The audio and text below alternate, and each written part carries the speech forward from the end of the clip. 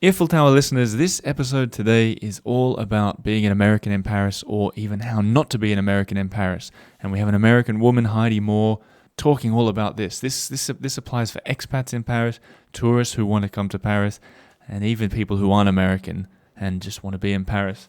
But I do know that we have a lot of American listeners, so this one's kind of for you guys, all you people who sit there listening on your commutes, on your long drives. I'm talking to you. But before we get into the episode, I just want to put a little mention that this one was recorded back in the summer, and regular listeners might recognize the voice of our former co-host James Vazina, who was in the room for this one.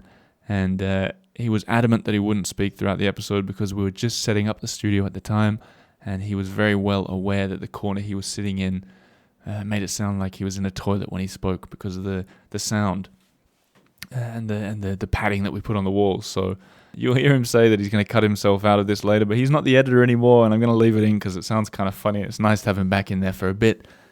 So we'll get to that episode in a second, but while we're on the America theme, I just wanted to do a listener shout out, and this one is to a woman called Veronica, I'd call her, and she runs a Facebook page called French Girl in Seattle.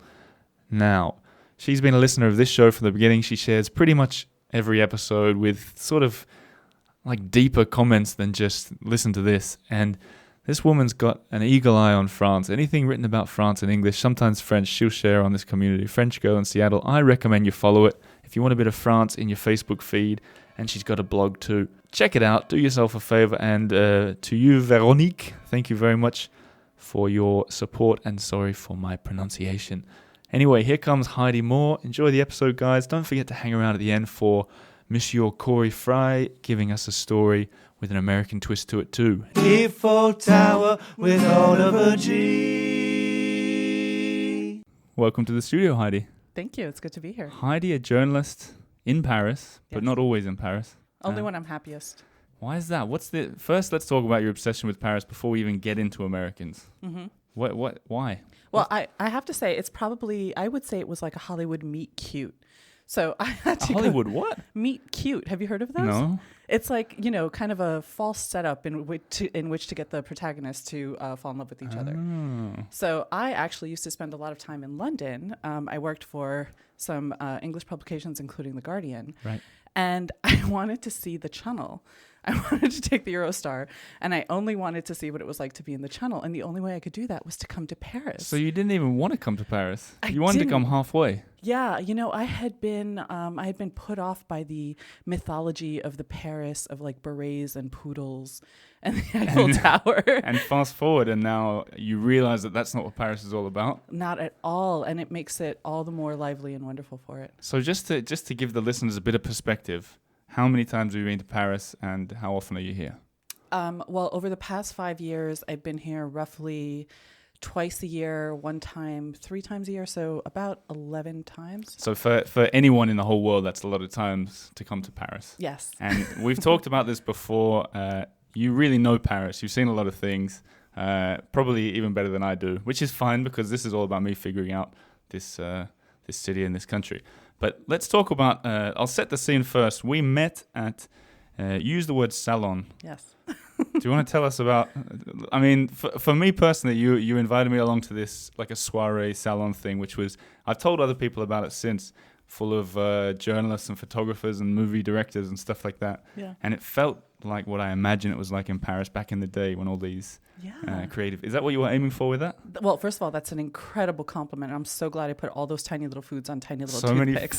So many foods. I don't know if there was as much sushi back in the day. But you got the charcuterie and all that stuff. Exactly right. It was amazing. But anyway... Yeah, I wanted a little fusion.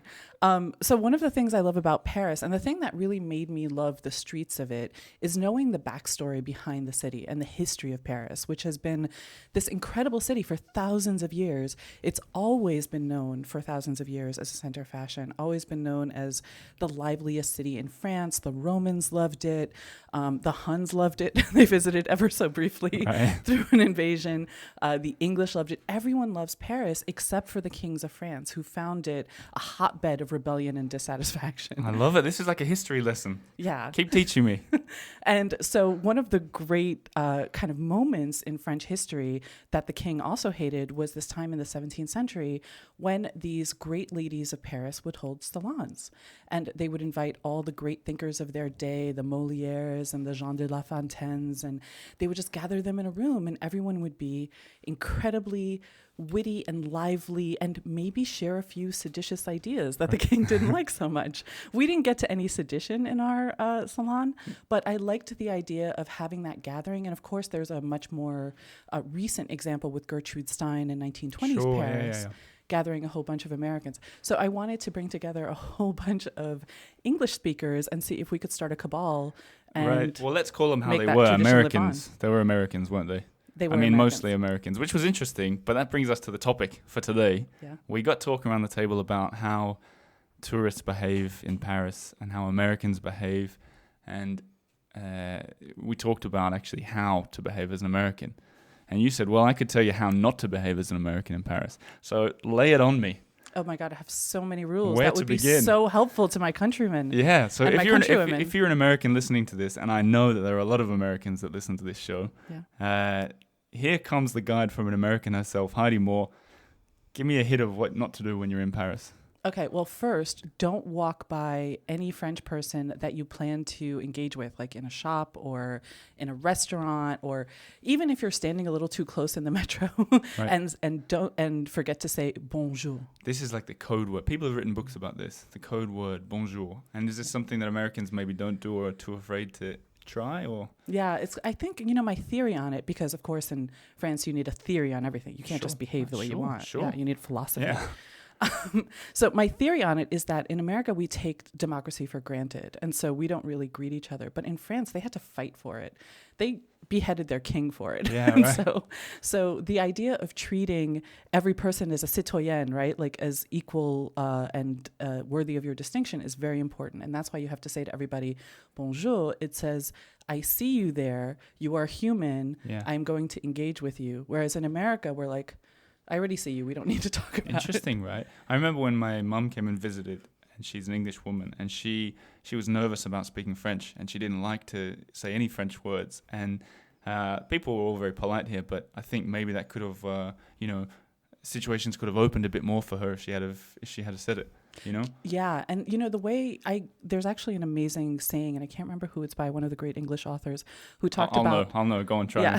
Who talked about the hangdog look of an Englishman forced to speak French. Oh, Oscar Wilde. Was it? No, I've got no idea. That's good. The hangdog look of an Englishman forced to speak French. Yeah, because the way that we speak English, whether you're American or whether you're English, tends to be with a very rigid use of our mouths, whereas the French are like, they use these very rounded sounds, and you have to speak from the back of your throat, and it's a lot of physical activity to speak French. Okay. And we don't do it when we're speaking English, and so it's embarrassing to us to have to do all that. It's like doing yoga in public or something. Right. And the thing is, if you say it, even if you get it complete, if you walk in and say bonjour and get it totally wrong, they'll still appreciate it, and they'll know. I mean, you get a double bonus because the French people will know that you're a foreigner. Like, it'll be crystal clear, and then they'll probably switch to English with you if they can anyway. Yeah, exactly. It's like saying, take me to your leader. I am here to learn your customs. Okay, so is that something you've seen Americans do? Just walk in and... Yeah, I actually guided two very nice Americans from Iowa through the subway the other day. And I told them, don't forget to say bonjour if you're going to talk to anybody. And they said, oh, yeah, we know. We're going to say parlez-vous anglais. And I'm like, don't say that. That is like kryptonite to the French. Right. Like, never open with that. Always open with bonjour. And I've heard of some people, it may have happened to me, where I went into a bakery or something and I said, how much is it for this or whatever? And they responded, bonjour. And I was like, oh, okay, whoops, I forgot. It's a code word. It's a code. Yeah. Good first point. I didn't ask you to come with a list or anything, but we could probably do like a top 3, 4, 5? Oh my gosh, I probably have about 10. But yeah, let's go for Let's 5. do some. What's another crucial one? Hey, and this isn't just for Americans, really. I mean, any tourist that coming can learn from at least that one. Yeah, absolutely. I think another big one is how people dress when they're in Paris. It's a huge distinction that matters a lot to the French. So the French really love beauty. They really love detail. And of course, we see this habit of people coming to France and Paris and wishing somebody would mistake them for French, Right. which I still do to this day. Yeah. And the thing with that we forget is that being French is very difficult, and even the French are working at it constantly, Yeah. and they are policing each other constantly on how French So they what are. are we meant to wear? Well, the one thing you cannot wear is giant sneakers, which are called baskets, Right. which we would spell baskets. As in, hang English. on, basket? Baskets. Yeah, Baskets? basket. Les Okay. baskets. Le basket. Even though they're not basketball shoes, they're just. Hang on, what do you mean exactly? Yeah, exactly. They're those giant sneakers like Asics or Nikes that go like halfway up to your ankle, and they look super lumpy. There's no outfit that looks good with them. They could be dad shoes, or they, unless you're going to dunk on somebody in Yeah. Paris, don't wear those shoes because they mark you out as a tourist, and worse, they mark you out as a person who chose comfort over style. And there is no greater insult in France. Golden rule number 2: don't choose comfort over style. No, never. Okay, and that's something it's probably not just Americans are guilty of in this city. Yeah. I'm looking at you, Australians. Yeah. You can wear sneakers, I want to say, because, you end up walking quite a bit in Paris, but they should be like low-line sneakers, like a very thin sole. My knowledge of the French language would fit on the back of a postage stamp. Mine But too. I wonder does the word basket, isn't that just sneakers in general? What's the definition of basket? Basket, like your shoes. For the shoes. Yeah. Basket Is it big shoes or all shoes? Because I swear I once went into a shop and tried to buy a pair of basketball shoes because I play basketball. Baskets, like Americans would say, like sneakers, like running shoes, Ah, okay. sports shoes, gym shoes. So can we wear sneakers, or is it just basketball shoes that we can't wear? You can wear sneakers or trainers if you're Yeah. English. James, it or sounds like so. you're in the toilet. Yeah, I'm cutting myself out, by the way. Actually, listeners won't have seen this, but it was this amazing moment where Oliver said, baskets, and James gave him this baffled look, like, what are you saying? Which is a look that if you're in France and you try to pronounce anything, French people will give you constantly. So I wish you all could have seen it. So is that another rule that when you speak, be prepared when you speak French for a look of bafflement? Mm-hmm. Yeah. Yeah, like actually the thing is that look of bafflement can be really welcoming for a lot of Americans because at the most, even if you practice your French for years, you can expect to speak only badly and with a great deal of charm. So only if the most you can get is charm. But like no one speaks French fluently very fast. It's a difficult language. It only gets harder the more you get into it.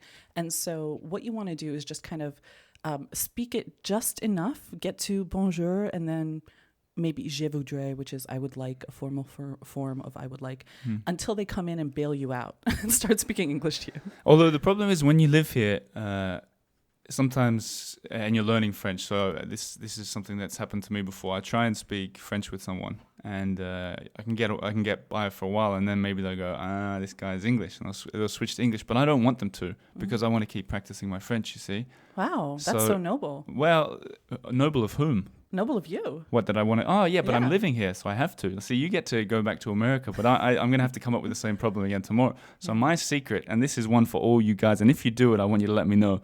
So if you're speaking French with a French person and they switch to English on you, you respond to them and say, for example, je suis polonais. I'm Polish. Je ne parle pas anglais. Like, don't even bother trying speaking English with me. I only speak Polish. And then you're forced to speak. It doesn't have to be Polish. It can be anything. And you just got to hope that French person doesn't also speak Polish, because then you're going to be in trouble. But you just say, I don't speak English, so don't try.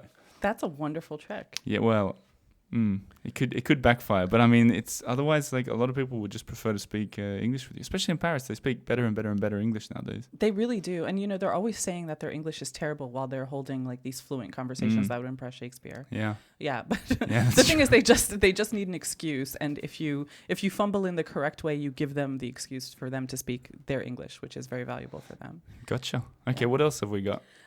Let's see. Okay, so another very important one for Americans, don't smile so much.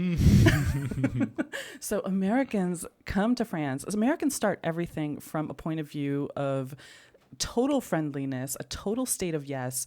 Everything is wonderful, and we smile to ingratiate ourselves. Right. This is anathema to the French way of thinking. The French start at no. Everything should start at no. Right. They don't smile. And even more dangerously, if you're a woman and you smile at a man, it's an invitation. It's like telling him to come over. So don't do that. Whereas in America, you smile all the time, right? It's just you know what we had on this show, we had the lads from the Peloton Cafe. Mm-hmm. And I don't know if we said it on air or afterwards, but I said to them, they said, we can always tell when a tourist comes in. Because I said to them, do you start by speaking French or English when people walk in? Because it's quite a popular cafe among expats and tourists. And they said it's easy. If someone walks in smiling, we say hello. And if they don't smile, we start with bonjour. Oh, wow. Isn't that interesting? That is. Yeah. And accurate. Yeah. Yeah, that would totally It's work. a secret to spot a tourist out from. The other way you can spot a tourist is they're always looking up. Yes. Parisians know where they're going, and they know that there's an angel architecture up there. They know that there's a chasse-rue thing on the door thing. They know. But us foreigners and tourists, we're looking around with our heads spinning all the time. Oh my God, I will never stop looking up. No matter how much time I spend in Paris, the history here is incredible. The architecture. You got to watch out for the cars then. Yes. Well, not even And the cars, the motor scooters. The dog poo. Oh yeah. Yeah. Yeah. You know, I've only had like 2 dog poo accidents in Paris in all this time. Really? Yeah. That's not bad considering how much flaneuring you're doing. I know. I think it's because, living in New York, I have just sidewalk instincts. Is that but where you're from, New York? it is. The Big Apple? Yes. Yep. the Grand Pomme, as I call it? Yeah. It's a rotten apple sometimes. I spent most of the summer with my head in some guy's armpit on the subway, so I'm very glad to be in Paris where there's a little more breathing Oh room. my. Although people say the same thing happens on the Paris subways. Actually, yeah, today I took it during rush hour. Yeah. And half the fun of being a tourist is that you never have to be on the subway during rush hour. But Yeah. I decided to do it to go to La Défense, which is the financial district and which has some Sure. amazing modern architecture. Western Paris? Yeah. Western Edge? Yeah, and it was packed, and indeed my head was in some other guy's armpit, but he was wearing a nice suit. Well, oh my goodness, we've already been talking for a while. Let's hear some more. Let's have another tip or two before I'm going to put you on the spot with the quick fire round. Boo, boo, boo, boo, boo. What else can you tell? What else can you tell Americans that might be listening? I would say that to come and to not waste all of your time on the monuments right away, because the great thing about Paris really is wandering. And there's a huge history of wandering by all the great poets and all the great writers, Baudelaire and Hemingway and everyone else. They all found their inspiration by walking the streets of Paris and measuring themselves against the great men and women who had walked there before them. So if you're spending all of your time online for the Eiffel Tower and the Louvre and you're overscheduled, you're going to have a terrible time in Paris. So don't do that. Leave yourself lots of unstructured time and know that the French don't care about your schedules and will completely disrespect them. Right.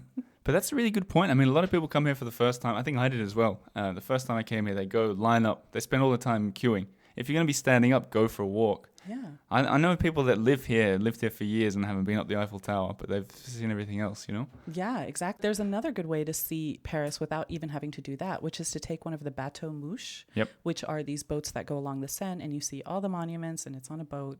It's very non-stressful, and it's much better than queuing for hours. Mouche means fly. Does it? But it's named after the city of Mouche, further along the river.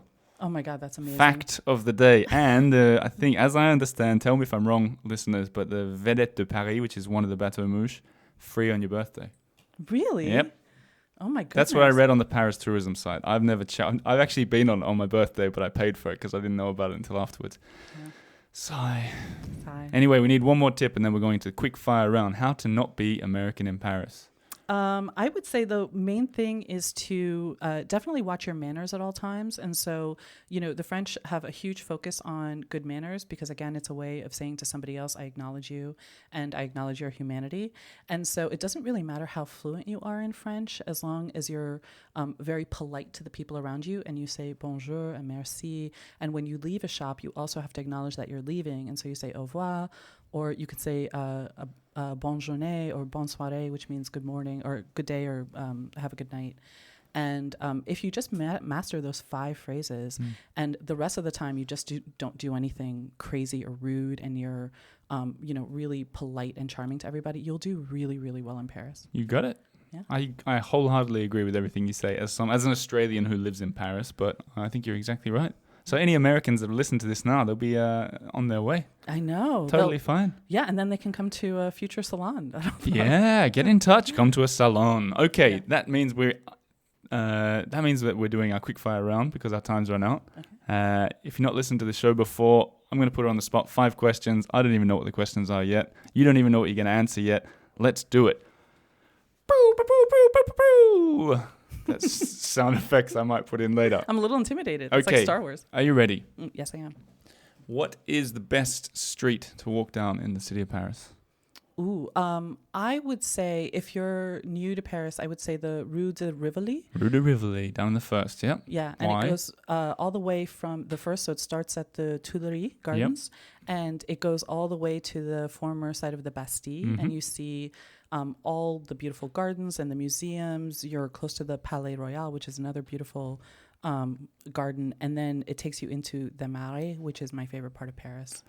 And plus fashion and people watching can't get much better than on Rue Rivoli. Yes. Just don't buy a gin and tonic at Le Maurice Hotel if you are on a budget. That's my tip for the street. Second, where is the best place to take a photo? Parisians are going to hate me for saying this, but the Tour Montparnasse. That's okay, they're not listening. Yes, that's right. Just for Americans today. Yeah, the Tour Montparnasse is the most hated building in Paris. It's Right. a giant brown glass office block in the 14th arrondissement, and it is hideous. But if you go all the way to the top, I think it's the best view of Paris. Although they won't let you see it unless... Oh, do you mean on the very top of the building or the restaurant there? No, the very top. I've never even been up there. Is it good? It's gorgeous, Yeah? and it's nice and windy, Yeah. and you can see everything 360 degrees. Eiffel Tower, right in Yes. front of you. Except if you can also go up for a beer or a cocktail or a dinner there, but they won't let you in there. Even though you can take the elevator up for free, they won't let you even poke your head around and have a look at the view unless you buy a drink. Oh my gosh! They're not cheap either, Heidi. Don't drink in Paris, I think is what we're hearing here. Well, pick your drinking holes. Yeah. Yeah. Speaking of, where's a good drinking hole? Place to drink. Coffee or beer? You take it whichever way you want. Yeah, well, it's in a little bit of a risky place for Americans. I don't recommend you go there unless you already live in a city and you know how to navigate them. But there's a place in the 11th called Le Perchoir. Oh, yeah. Yeah. You like the views, huh? Yeah, I like the views. I figure if you're in Paris, just, like a cat, get to the highest point. Yeah, be a cat. Yeah, so it's this... But what's risky about that area? It's a little... That's it's the a little edgy adventure- 11th. That's the trendy 11th.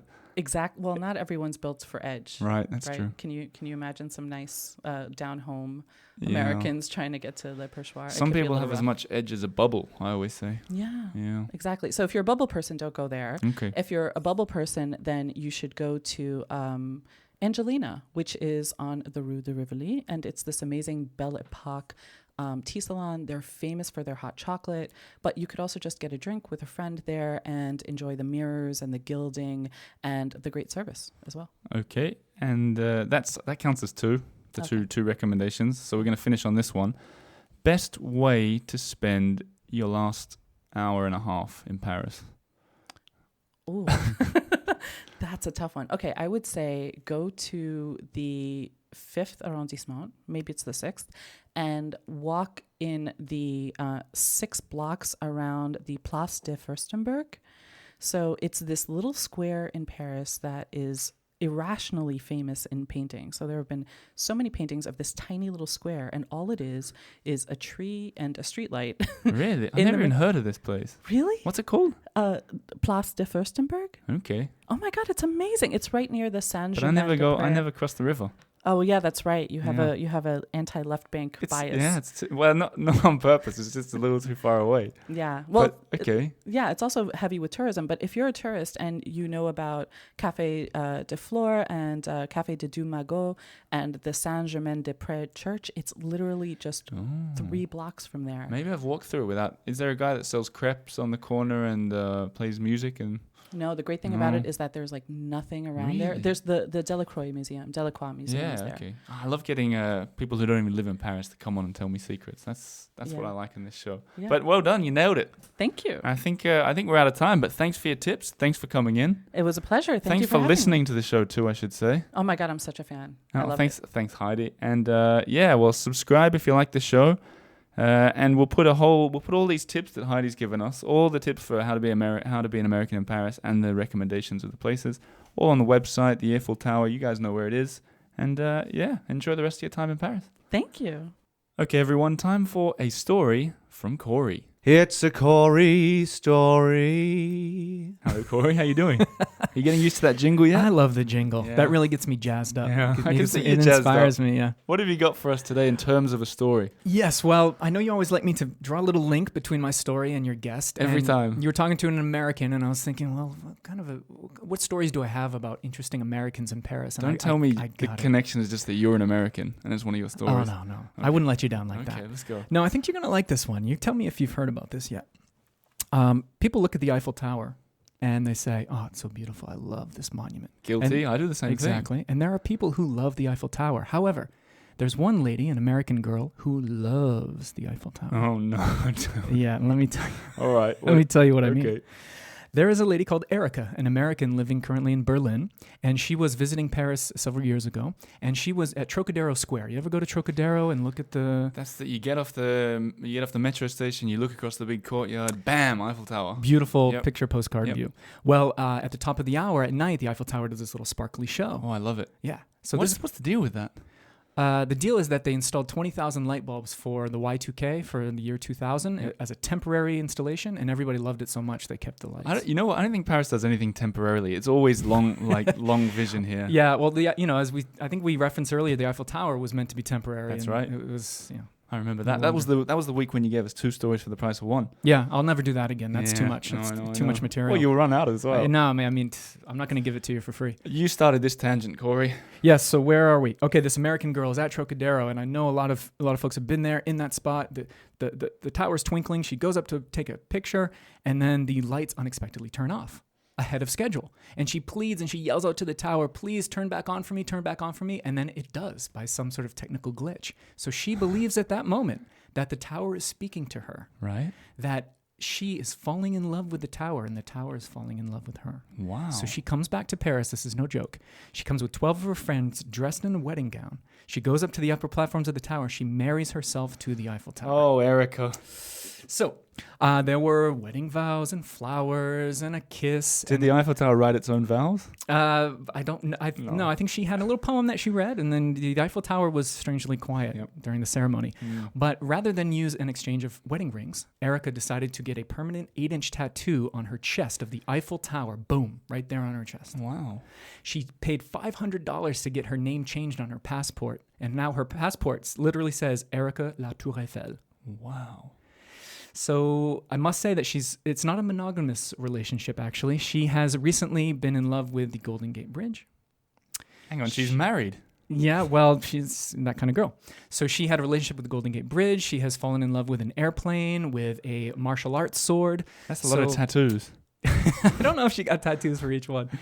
But anyway, this is a woman who has married herself to the Eiffel Tower. Wow. Can we see the Eiffel Tower on any of your tours? Yeah, I'm always willing. What people can do is they can contact me and tell me exactly what they want to see, and we can arrange something custom for them. If you can find me a French Fry in Paris on Facebook, Instagram. Eiffel Tower's hard to miss. It is hard to miss, It's yeah. a pretty big one. You know, there was isn't one guy who intentionally missed it historically. it? I knew we'd get 2 stories out of you, Corey. Oh, Go you on, let's hear it. I've fallen for it again. Yeah, go on. Oh, how could I? What happened? There was a whole slew of people who hated the Eiffel Tower at the beginning, including writers, architects, artists, and one of them was called Guy de Maupassant. And he hated the Eiffel Tower so bad, he told people he would dine in its restaurant every single day. Why? Because it's the only place you can look out the window and not see the Eiffel Tower. I'd say some people have done the same thing with Tour Montparnasse. They do that. Yep, Yeah, absolutely. if they can afford it. Big redo of the Tour Montparnasse. They're going to refurbish For the whole thing. 2020. Yeah, so we'll see. I heard I hate people telling me things that are going to happen in 3 years. I don't have 2020 vision. Ooh. You really wanted to end on that note? Okay, on man. that note, guys, we are going to leave you for another week. We got plenty more guests on the way. If you don't know, this is something I don't ask you very often. If you don't know how to subscribe and you've listened this far, go on iTunes or wherever you find your podcast, press the little subscribe button, and then you'll get us in your phone every week. Every single week, it'll just pop up. Nice. Who doesn't want a little bit of Oliver G in their pocket? I don't know. And you know what? If you really want to go the extra mile, leave a little review. We love reading them. We might even read it out on the show one day. So, thanks for listening, guys. See you next week. Eiffel Tower with Oliver G.